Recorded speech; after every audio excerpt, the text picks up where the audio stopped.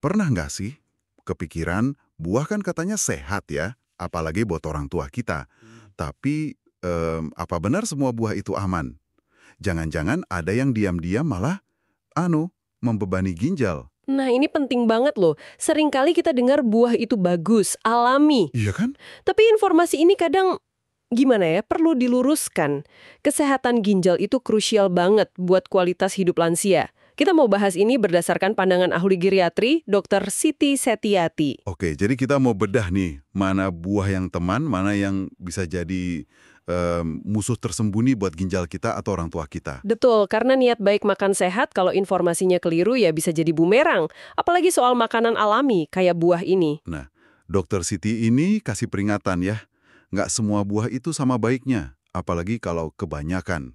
Ada contoh kasus, Pak Budi, pedagang buah di Medan, umur 62. Oh ya, gimana ceritanya? Ginjalnya bermasalah gara-gara, coba tebak, makan anggur manis tiap hari. Kata Dokter Siti, fruktosa setandan anggur itu bisa setara segelas bubble tea plus gula tambahan. Wah, serius itu. Banyak juga ya. Iya, makanya bisa jadi bom waktu gitu kan. Kita anggap sehat, jadi makan aja tanpa batas. Betul-betul. Dan mungkin Anda mikir, kan alami fruktosanya. Nah, justru itu. Fruktosa tinggi biarpun alami, metabolismenya itu beda. Bebannya ke ginjal itu lebih berat. Jadi bukan berarti jahat ya buahnya, tapi porsi dan jenisnya itu loh. Tepat sekali. Ginjal kerja ekstra keras buat proses fruktosa sebanyak itu. Jangka panjang ya bisa merusak. Oke. Nah, kalau gitu, buah apa dong yang justru direkomendasiin Dokter Siti? Yang jadi teman ginjal. Katanya ada 3 jagoan lokal nih. Ya, ada. Yang pertama apa? Ini katanya kayak pengganti cranberry, tapi versi lokal dan murah. Fungsinya mirip, cairan disinfektan alami buat cegah ISK, infeksi saluran kemih. Menarik analoginya. Ada kisah Bu Sari dari Surabaya, protein urinnya turun setelah rutin minum jus belimbing wuluh. Itu kan tanda fungsi ginjal membaik ya. Betul sekali. Itu artinya penyaringan ginjalnya lebih bagus. Mekanismenya memang bantu cegah bakteri nempel di saluran kemih. Bagus banget apalagi buat lansia. Nah, yang kedua, ini pasti sering dengar, apel. Tapi tahu nggak kenapa persisnya bagus buat ginjal? Menurut Dokter Siti, Kenapa tuh? karena ada pektin. Itu serat larut, kayak spons gitu, bantu serap limbah darah. Terus ada quercetin, antioksidan kuat buat redain peradangan. Oh, jadi bantu bersih-bersih sekaligus mendinginkan ya. Iya, Pak Agus di Jakarta, 70 tahun, fungsi ginjalnya membaik loh setelah rutin makan 1 apel utuh sama kulitnya di antara waktu makan. Plus, indeks glikemiknya rendah. Pektin bantu kerja ginjal, quercetin lawan inflamasi kronis. Penting banget itu, banyak masalah ginjal kan ada hubungannya sama peradangan atau darah tinggi. Terus yang ketiga, pepaya. Ini unik karena ada enzim papain. Fungsinya bantu mecah protein, jadi kerja ginjal lebih ringan. Plus, ada vitamin C dan likopen juga. Oke, cara makannya gimana? Kata Dokter Siti, bagusnya setengah buah yang setengah matang, sekitar 30 menit sebelum makan besar. Jadi kelihatan ya polanya.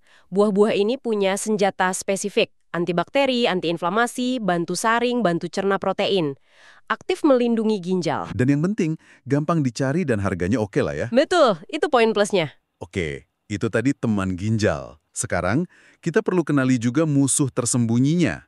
Buah yang perlu diwaspadai, apalagi kalau fungsi ginjal udah mulai menurun. Nah, ini penting juga. Apa aja tuh? Balik lagi ke anggur. Selain fruktosanya yang tinggi tadi, kaliumnya juga tinggi. Batasannya, kalau ginjal sehat, maksimal 10 butir aja. Tapi kalau ada masalah ginjal atau diabetes, wah mending hindari deh. Jadi bebannya double ya. Fruktosa beban penyaringan, kalium tinggi jadi masalah kalau ginjal udah nggak bisa buang efisien. Bisa numpuk di darah, itu bahaya. Terus, leci. Ini juga fruktosanya tinggi banget. Bisa memicu asam urat, terus jadi batu ginjal. Ada kasus Bu Dewi Kartika dari Bandung. Kaliumnya juga lumayan. Betul, fruktosa leci bisa picu produksi asam urat. Kalau ginjal udah nggak optimal buang asam urat, risiko batu ginjal naik. Batasannya maksimal 5 butir kalau sehat. Dan jangan pas perut kosong ya. Nah yang ketiga, ini mungkin bikin kaget. Pisang. Pisang, wah buah sejuta umat itu. Iya, ternyata kaliumnya itu sangat tinggi. Buat menderita ginjal kronis, ini risikonya hiperkalemia. Kalium darah ketinggian. Bisa ganggu irama jantung loh. Waduh, serius ya? Ingat Pak Dearyanto dari Semarang, kena aritmia. Jadi kalau ginjal bermasalah, makan pisang mesti hati-hati banget. Mungkin cuma boleh sedikit, yang agak mentah, dan harus banget atas saran dokter. Nah, ini contoh bagus gimana kondisi kesehatan individu itu penting. Buat orang sehat, kalium pisang bagus. Tapi buat yang ginjalnya bermasalah, bisa bahaya. Jadi bukan buahnya yang salah, tapi cocok nggak sama kondisi kita. Gitu. Oke, jadi selain pilih buah, ada dua fondasi penting lagi dari Dokter Siti. Kontrol air dan garam. Air ini bukan dibatasi total ya, tapi disesuaikan. Maksudnya gimana tuh disesuaikan? Kalau ginjal normal, ya cukup 1,5–2 liter sehari. Tapi kalau ada gangguan ginjal, biasanya ngikutin jumlah pipis hari sebelumnya, ditambah kira-kira 500 ml. Jadi mitos kurangi minum biar ginjal istirahat itu keliru. Keliru banget, ginjal justru butuh cairan cukup buat bilas racun. Kuncinya penyesuaian, bukan pembatasan membabi buta. Terus soal garam, maksimal 6 gram sehari itu sekitar 1 sendok teh aja. Hati-hati, garam ngumpet di makanan olahan, saus, kecap, kerupuk, ikan asin. Banyak ya ternyata sumber garam tersembunyi. Banget.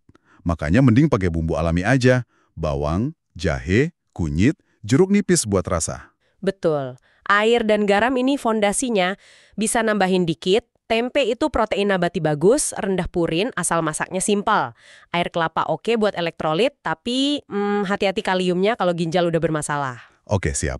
Intinya sih, kesehatan ginjal itu soal kebiasaan sehari-hari, bukan cuma 1-2 makanan aja. Jadi kesimpulannya nih ya, milih buah itu perlu cerdas. Lihat fruktosa dan kaliumnya. Sesuaikan sama kondisi ginjal Anda. Ingat 3 pelindung tadi, belimbing wulu, apel, pepaya. Dan waspadai 3 yang beresiko, anggur, leci, pisang. Betul, plus jangan lupakan pilar utama, kontrol air dan garam. Yuk, info ini kita bagiin terutama ke orang tua atau kerabat.